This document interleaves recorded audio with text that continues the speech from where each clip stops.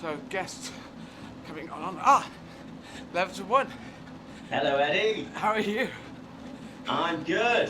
More to the point, how are you? Well, when I'm talking to someone like yourself, and we've never met before, so that's even more kind of exciting for me, and my brain goes, let's talk to someone.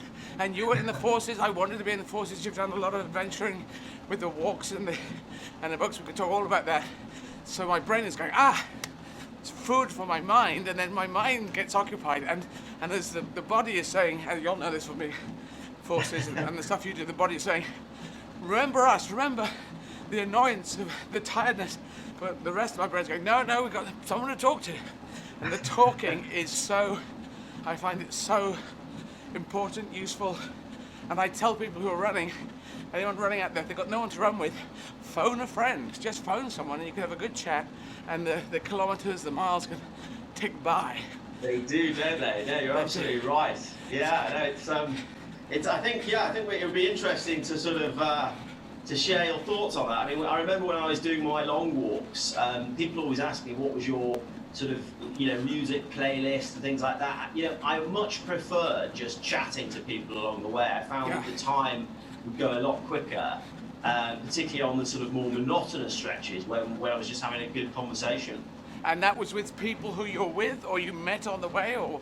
A bit of both, really. I mean, I always just love bumping into people, chatting to local people, finding out what their lives are like.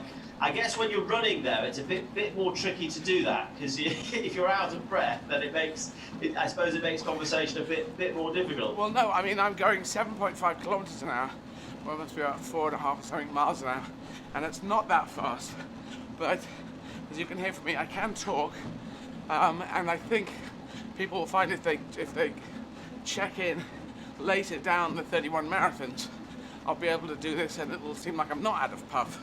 But it's still, but I like this. When I was in South Africa, running along in Eastern Cape, particularly in Eastern Cape, white guy, I wasn't in girl mode then, I was more in boy mode, but I had red painted nails, which no one could really see from a distance. But the local black rural population looked at me and the support team with, cars, and they thought, what is this? This doesn't feel right. But I was running with the South African flag, so that obviously coming from Nelson Mandela at that time, so because it was in 2012 and 2016 I ran, and the people were much more approachable. Go, oh, there's that flag, I think. And I also learned, like probably you did, one word, hello, in Xhosa, which was moro. Yeah. Moro, and I kept doing, and I got how are you? I had like little phrases like how are you and this and that really helps, doesn't it? Yeah, did you do that? Yeah, I think for me, people often say what was the thing that motivated me and kept me going on those long trips, and I think it was those little interactions, those sort of brief moments of connection with people, all over the world, and the sense of hospitality. I always found when I was going through some of the most remote places, often places that you sort of see on the news as having a bit of a bad reputation. I remember walking through Sudan, and before I got to Sudan, everyone was saying, it's really dangerous, there's a war going on, you'll get into lots of trouble, you'll get arrested. Completely the opposite, I found. In fact, people would go out of their way to greet me, to invite me into their homes, and to make me feel really, really welcome. And it's one of those cultures where hospitality underpins everything, and people would literally rather die than let a guest go past without offering them a drink of water or a cup of tea. And I found that really amazing, because there were times, because I was there to try and do this expedition, and I had to cover a certain amount of miles every day. I was trying to sort of do about 30 miles a day, when everybody's rushing out of their homes to greet you and to try and make you feel welcome. Often I'd get slowed down and I'd get drawn into sort of teaching their kids English or something. So I had a bit of a rule. Every other day I would sort of do my walking away from the villages through the middle of the desert. But of course, when you do that, people look at you as if you're a bit of an oddball. They're like, why aren't you walking along the road where we can offer you a cup of tea?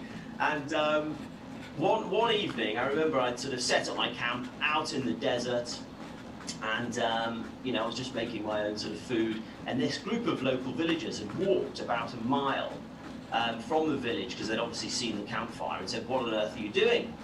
And I said, "Well, you know." Hang on, I want to hear the story. But when they said that, in English they said that, or in their local language, or you could understand? Well, I had a local translator. Okay. Yeah, but they were speaking Arabic, and they said, "What are you doing?"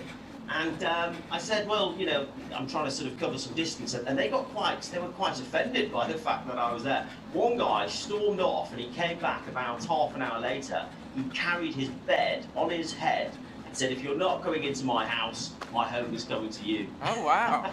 Isn't that remarkable? That is wonderful. So the truth, I mean, you've been in the military.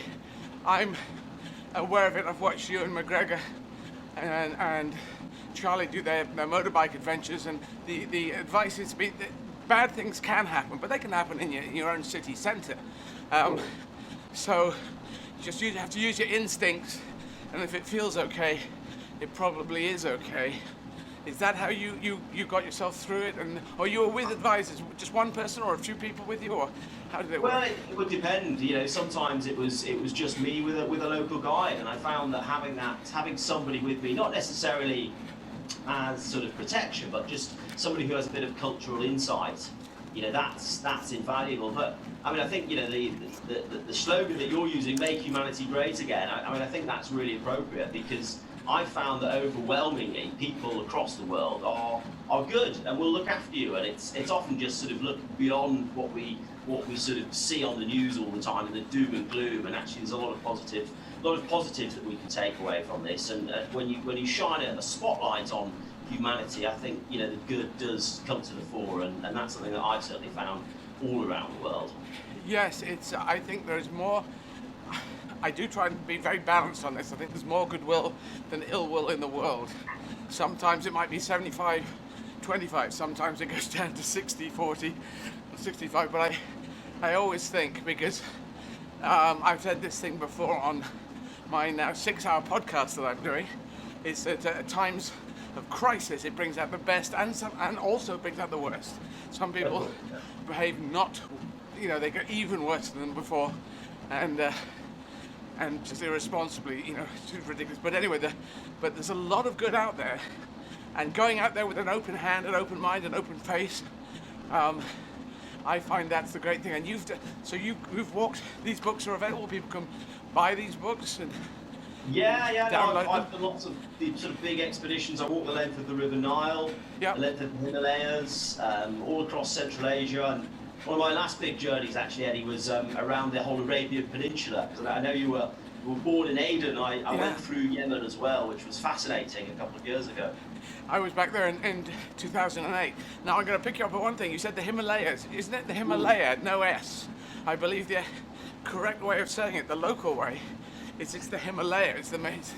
Well, it really depends on who you speak to on that one, but yeah, I mean, it's an amazing region. I mean, it's so sublime. You know, I went through Afghanistan, Pakistan, India, all the way to Bhutan, and it was just the most remarkable journey. And you never felt in huge danger, in any danger, or?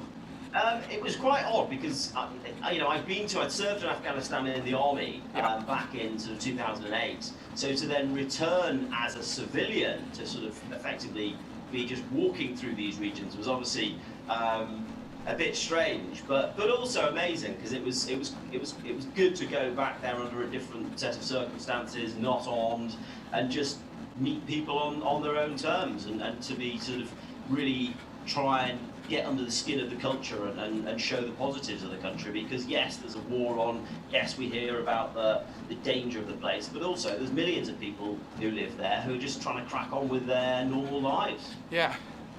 So, and what rank did you get to, or is that a silly thing to ask? That like how many? Well, I was a captain in the regular army, but I'm still in the reserves now, so Right. I'm a major in the reserves. A major in the reserves, got it. And you were a parachute regiment, or was that infantry? I was in the parachute regiment, and you know, hence my link to Walking with the Wounded, Yes. and you know, this amazing charity which does such good work to support veterans and ex-servicemen and women, you know, across the UK, especially the most vulnerable ones. Yes, and it's I was talking to a gentleman from the Walking with the Wounded before, and it's talking about the fact that you're forced now with COVID to link up via conference calls like this, but that could be helping in a way. The reach is bigger. Are you involved in those kind of situations, or have you heard that we could be turning this into a positive thing? I think so. I think there's been a real spike in the use of all these new sort of technologies and video conferencing. Hopefully, that people will make use of that, and it's certainly enabled people who perhaps otherwise might not have linked up with old friends to reconnect. So I really would encourage anyone who's struggling, particularly those who are ex-services, to try and make the most of this technology to reconnect with old friends. Yep. I think that's one of the biggest problems when people do leave the military is it's not necessarily a specific traumatic incident that can be the catalyst for for not feeling well or for struggling to integrate. It's often just not having that support network around you and not being in the environment where there's an infrastructure to have your mates around you, and that can be really, really tricky, and a lot of people really do struggle with that. So what Walking with Wounded does is acknowledge some of these problems and some of these issues and help those who are really vulnerable in finding employment, in getting access to the help they need, whether that's mental help or through the NHS, or indeed, those who've sort of succumbed to, or sort of fallen foul of the criminal justice system and really need help to get back on track. And that's what Walking with the Wounded does, is it gets people back on track and gives them the best chance to start again. And I take it there's a way, a quite fairly easy way these days of getting in contact with Walking with the Wounded, the charity, if they want to, online, its website, that kind of thing. Yeah, they can. You can just check out what they do on the Walking with the Wounded website. They've got a really good social media feed. But Walking with the Wounded works directly with the NHS as a partner as well to provide that really essential mental health support. That is very good to know. That's a great idea. I want to take you back to Yemen. So you went through Yemen. What parts of Yemen did you go through? Did you go through Aden? Sadly not. No, it was off limits when I was there. I was just in the east, in Al-Mara. So I was going through the sort of the mountains, and it was one of the most beautiful countries I've visited. It really is. And again, going back to the people and that sense of hospitality, it really is at the core of the culture, is to look after guests. Yeah, it would be lovely if we could get to a better situation, but they've got not only COVID like all the rest of us, but this proxy civil war, which I didn't even know that kind of thing existed really, where Iran and Saudi Arabia decided to back different sides and make this civil war go on and on. I think it's about 8 years, 10 years now.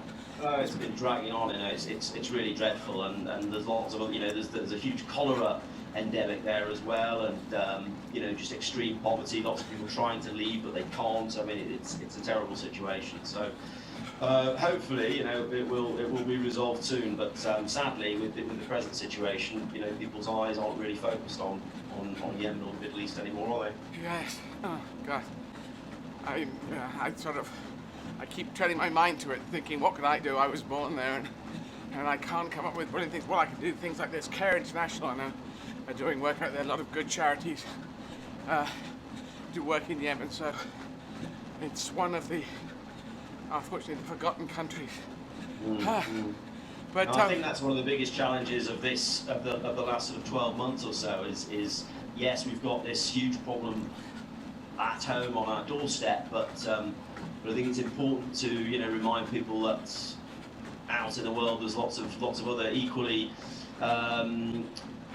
worthy causes that still need our support. So yeah, I think we have to try, I suppose, to find the positives in our own lives and do what we can to support, I guess. Yes indeed. Well, great. Thank you very much. It's great to talk to you. Thank you for doing what you're doing. No, you too, Eddie. It's amazing. I hope you're sort of into your rhythm now and keep up this amazing work, because the work that you do for charity is remarkable. So thank you so much. That's quite all right. I'm not really into my rhythm though. I'm into the first 10. The first 10 are horrible. They're just not good. So what I do is I moan. I know in the military moaning would be not the thing to do, Oh no, we love to moan in the military. No, Just behind closed doors. I always wanted to be in special forces, but I do civilian special forces. I just do weird things, gigs in different languages, coming out as trans, running multiple marathons. That's my selection. You know, it's called selection. Yeah, no, it's amazing. It's incredible. Your sort of array of skills, I'm sure, would be snapped up by the special forces. Well, it was. You know, you probably know about it, but David Sterling, who set up the SAS, and Paddy Mayne took it over, and the Long Range Desert Group, and it was all in the Desert War, and they came back from that, and they were flown into behind Normandy, deep behind enemy lines, and I knew all this stuff. It was a complete plan of mine, but then I had this other plan, and also which war would I be sent to?